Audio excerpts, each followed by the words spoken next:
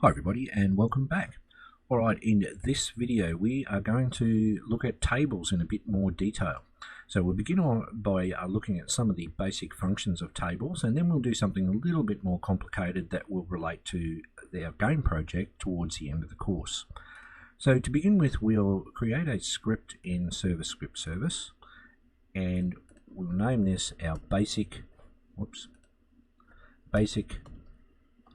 tables script, and we'll delete my error there.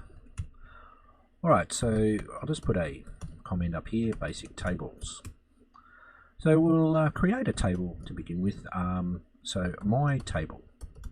Alright, and we define a table with some squiggly brackets, and we'll populate this table with a list of fruit, so apple, and then we move outside and comma and banana, and we'll add an orange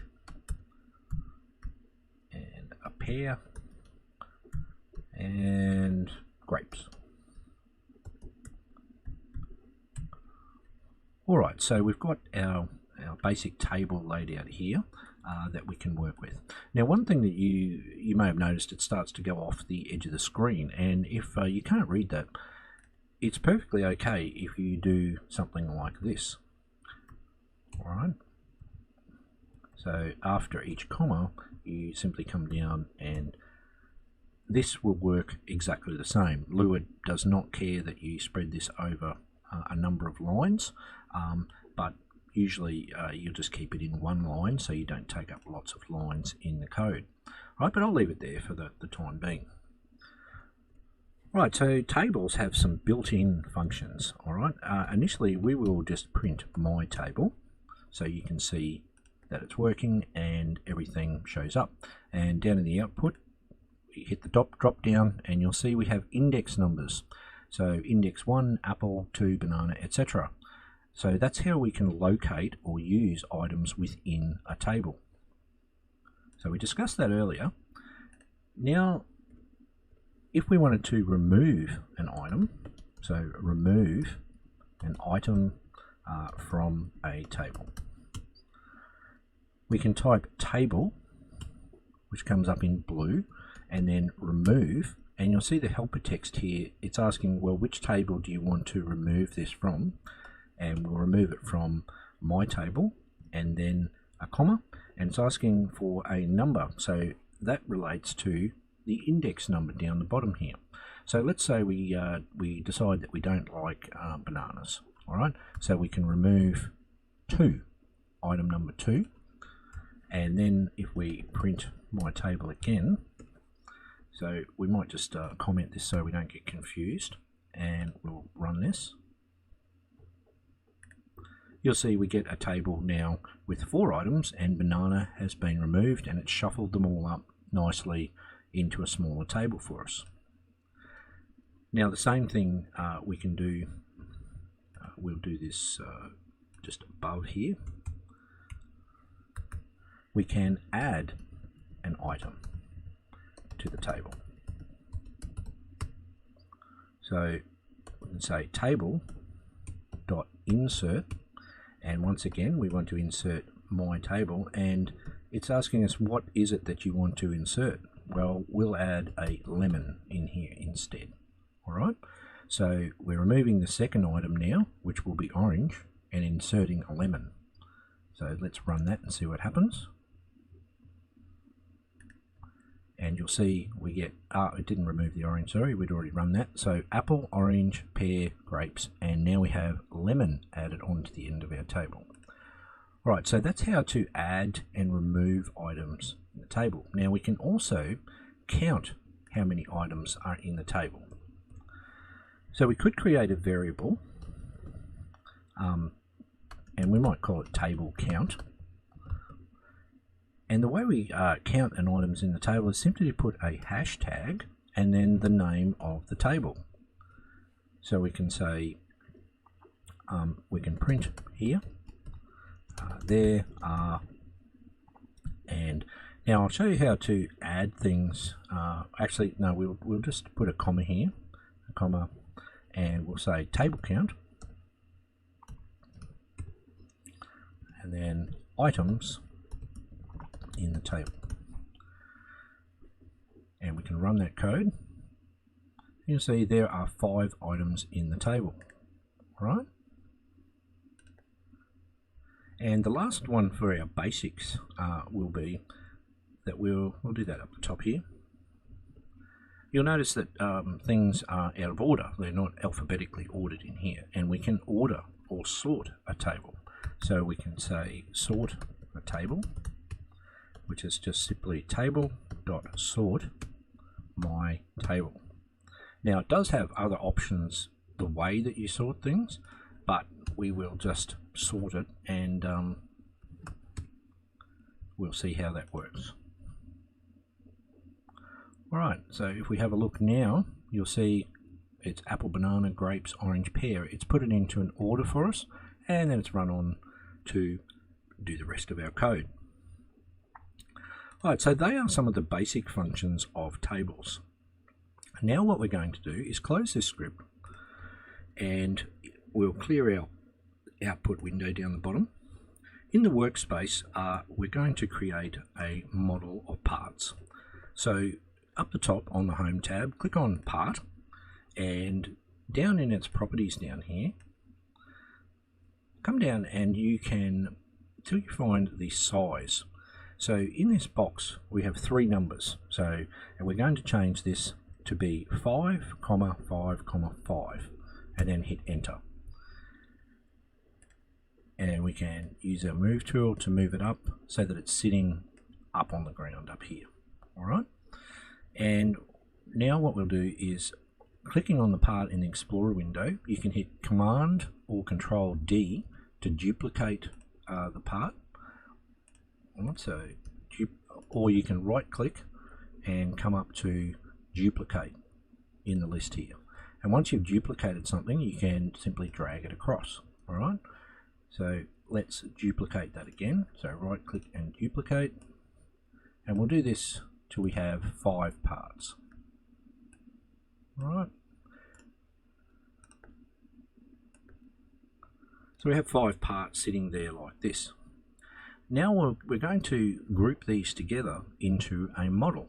So click on the first part, then hold down Shift, and then click on the last part to select all of them. And if you right click in the blue area, you'll see Group as Model comes up. So we'll do that, and we get a model up here that we can name Part Model. So as a model, with these collection of parts, we can move that entire thing around now, and we could rotate it or scale it and all that sort of thing, and we can see the parts that are inside as well. Alright, so we're going to work with these parts, but we might, just so we make them distinguishable, we're going to call this one Part 1, and we'll change this to 2. So we'll just make them unique by changing the number at the end, so 4 and 5. Alright, so we've got something to work with now, and if we now come down to our server script service, for now just in the properties, come down to enabled and uncheck it so we turn off our basic scripts table script, and we'll create a new script in here.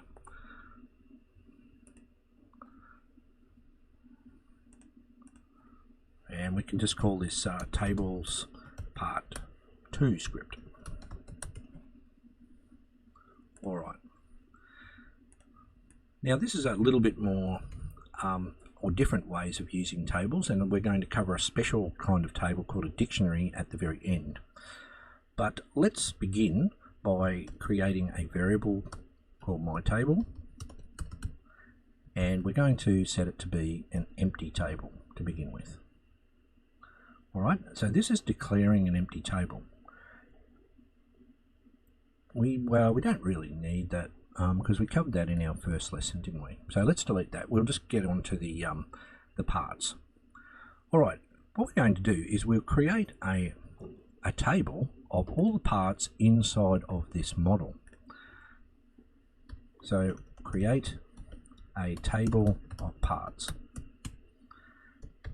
So we'll create a variable, all parts, and now we need to locate it. So we can say workspace dot part model. So we've got the object, and now we want to get all of the children underneath it. So there is a method for that where we can put a colon and get children. So what it's going to do when it gets to part model is gather all of these parts and put them into this variable as a table. All right. So let's print that out now. So we'll print all parts. And we'll have a look at this. Now, what you may notice is that the index numbers are all in order. However, all of our parts do not come out in order. All right, and that is how we grouped or named the items, and then we grouped it as a model. Now, if you want to fix that, what you can do is take all of the parts in your model out, drag them into the workspace, okay, and then we've still got our part model, so drag them in order. So 1, and then drag them in 2 and 3, 4 and 5. Right, and we'll give that a save, and let's run it again. And now you should find that the parts match up with their index, so 1, 2, 3, 4, 5. Alright, so we've printed the parts. Now let's do something with those parts.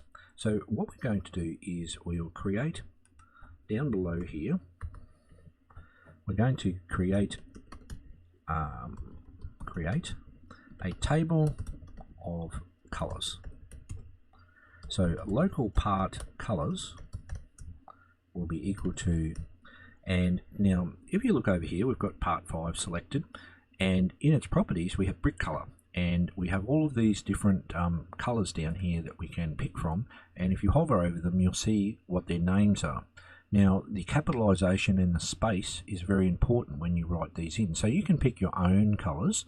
However, I'll just go ahead now and add in some off the top of my head. So really red will be the first one, and then the next one will be bright green, and then we'll say new yellow, and we'll say hot pink, and the last one, let's say really blue. All right, now if you're picking your own colors, like I said, just make sure that you check the capitalization. See, this one is capitals with a space, and this one's capital and lowercase, so they have to be exactly the same as whatever is mentioned down the bottom here. So now that we've got these two tables, we're going to use our loops that we learned about to apply these colors to these parts. All right, so let's use a loop to apply the color table to the part table. And it's very simple. So we can say for I equals 1, and we need to know how many parts, so we can use our hashtag all parts to count how many are inside the table. We don't need the increment because we just want it to go up by 1, so we can just say do, and that's our loop. All right. Now inside of our loop, we want to access each part using this index number, and the way we do that is to type the name of the table and then square brackets. We add our iterator inside, so it's going to look in here and use the iterator, which will go 1, 2, 3 as an index to access this part. All right, and once we have that, we can then access its properties. So we can say its brick color will equal, and we'll create a new brick color. So new brick color got new, excuse me, and we've already got it up here, the brick colors. So we'll put in part table, or part colors, sorry, square brackets I, and that's all we need to do. So every time the loop goes through, this will be 1 and 1, this will be 2 and 2, etc. So the first part will be this color, this color, this color. So let's click on File and Save, and this time instead of Run, let's click on Play.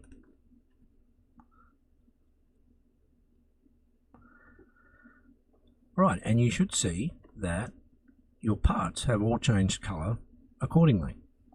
Alright, so I can run over and let's see, can we push them? No, they're all anchored and can colliders on, so we can jump on top of them. Alright, but we have applied what we've learnt about tables and loops in order to make a change in the game. Alright, so I think we'll leave it at that. We will be making use of this concept in our game project at the end of the course. So for now we will leave this here. Hopefully you've got a good understanding of the basics of tables. And in the next lesson we're going to look at our player, our character and our humanoid. So what's going on when the player actually joins the game. So I will see you there.